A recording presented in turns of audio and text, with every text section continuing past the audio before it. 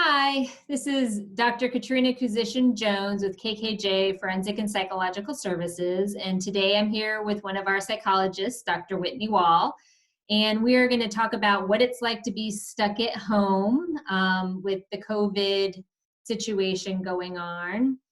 Thanks for joining me, Whitney. Yes, good to be here.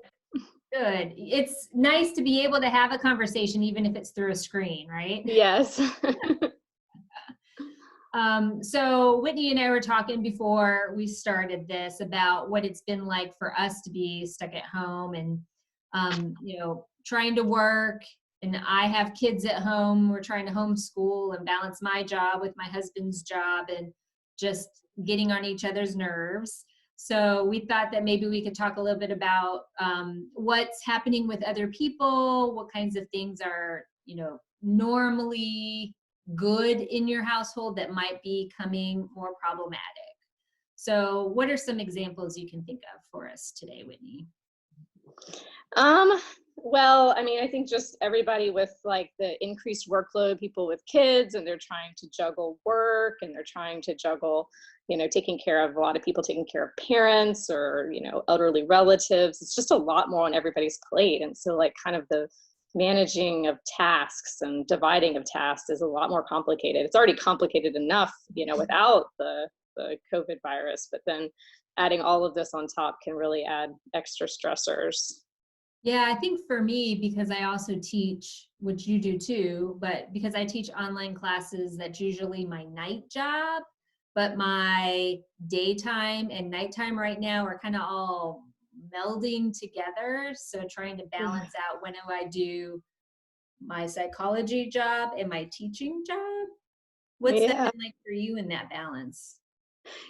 Yeah, it's complicated. Fortunately, I already taught some online classes before, so the transition's been a little bit easier for me. I don't have kids, so that does take an extra layer off for me and my husband, who also works from home, but we just have work to deal with.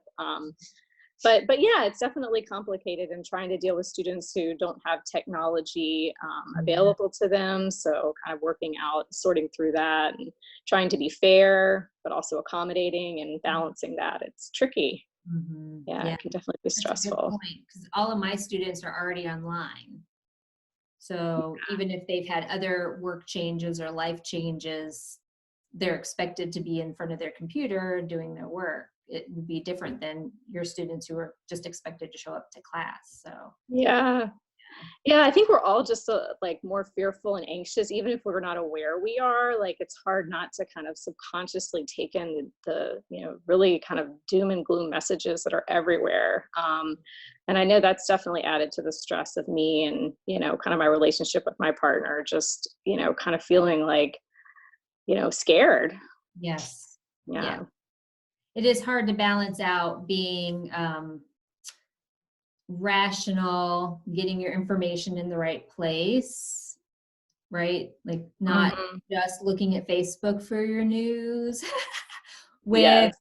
not getting overwhelmed and yet not pretending that nothing's happening either. Because I've gotten Yeah. that vibe off of some people too, is that like everything's fine. I'm like, no, not Yeah. everything's fine. Yes. Be careful, right? Like you don't need to be overly anxious, but you need to be somewhat careful. So Yeah, yeah, and I think it's tricky if you have like different, if you and your partner have differing ways of handling that. I know that mhm, my partner likes to just listen to all the news and always have it on, and that's something that I think has contributed to my anxiety and a mhm, place that we've had, kind of some disagreements around because I need it off. right. So yeah, Yeah. it's tricky. Yeah. And so I think that kind of thing is happening in a lot of households. Differences in how people are accessing information, maybe even difference in the amount of technology. Like I don't like having the TV on during the day, but there have been a number of times, we've had an address from the governor or something like that where we kind of need to have the TV on and hear what's going on and trying to balance that for our kids too, doing school, Hmm. having some fun time, not going overboard, but not being kind of normal either with how I would handle that. So, Yeah, definitely. And then there's the disappointment and the canceled plans and mhm, vacations and parties and just yeah. like seeing relatives. Mhm. Yeah, Yeah, Easter's coming up. Uh, yes. what are Passover. Yeah, there's you're all gonna have to sorts make of decisions about? holidays. Do you see your family? Do you not see your family? Yeah, yeah, that's a Yeah. one. The Easter bunny still comes to my house, so I have to figure out how I'm getting candy there. Easter Bunny doesn't have to socially isolate now. Yeah. Right, because he's magical, right? Yes. Mm. So, I don't know about you, but in my conversations, people have been asking, like, how do I keep myself from going stir crazy? How do I help my kids? How do I help my partner?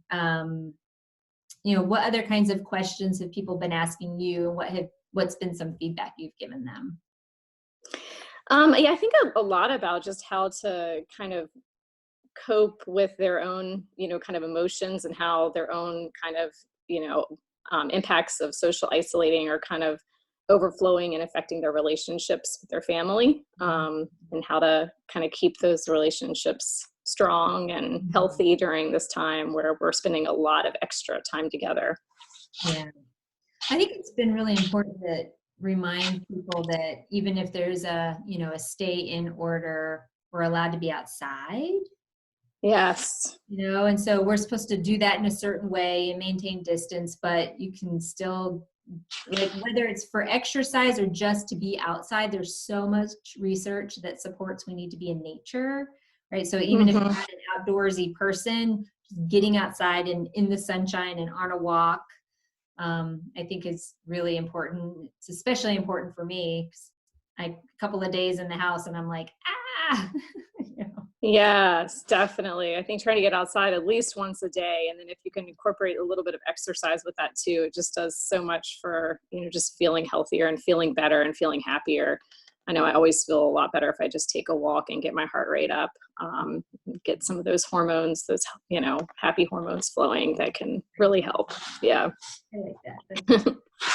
I think the other thing that people have been talking about is how to, like the little things. So, you said something about kind of being kind to one another, but for example, this is my favorite thing that I always tell people in sessions that my husband does that drives me crazy. Sorry, to my husband. But in the kitchen, there's this one cabinet that if you leave it open and you come around the corner quickly, you smash your head into it.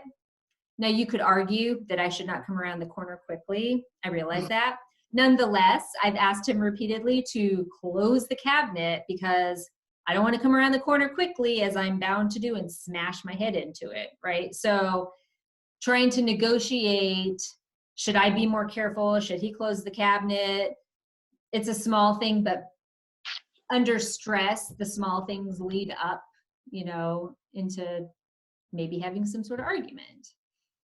Yeah, totally. I think that's a great point. I think one of the like best things you can do at a time like this and just in general is to make sure you're like directly asking for what you need and not waiting. So just what you did, but like if there's something little that's really, kind of something that would help support you that your partner could do, don't just let it eat away at you, but directly, clearly ask for what you need early on can kind of prevent some of the buildup of resentment and, bigger problems. Yeah.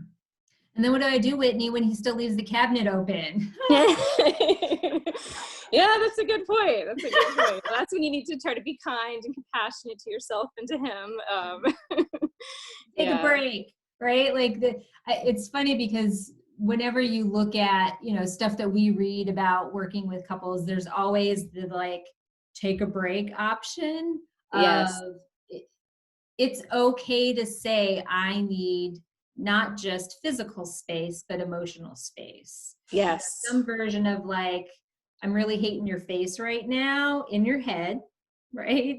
Yeah. And I think I need to go upstairs for a minute or for half an hour, or I need to go outside and pick some weeds or whatever, but like giving yourself sometimes you need to say it as physical space, but really allowing yourself to have the emotional space to just breathe and remind yourself that it's maybe a small thing, not Yeah. intentional, not taking it personally, that kind of thing.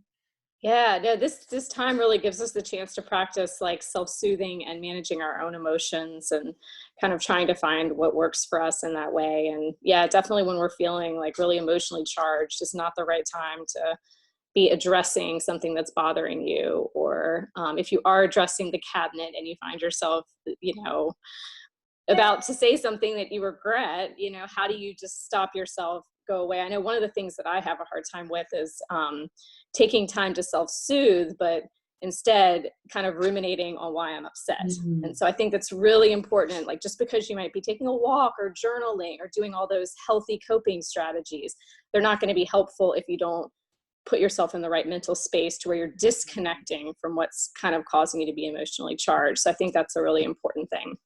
Yeah, I think that's a really good point.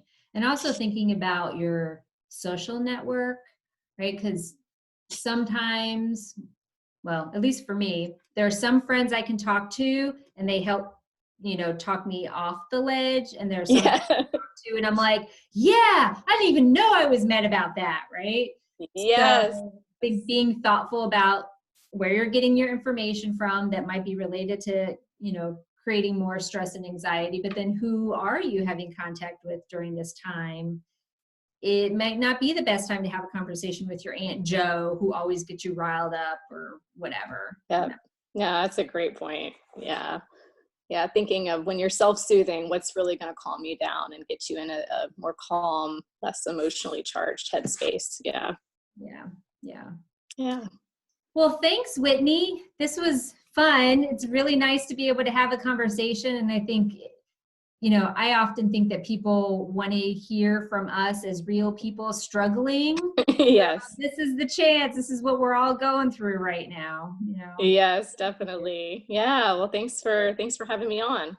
All right. You take care. All right. You too.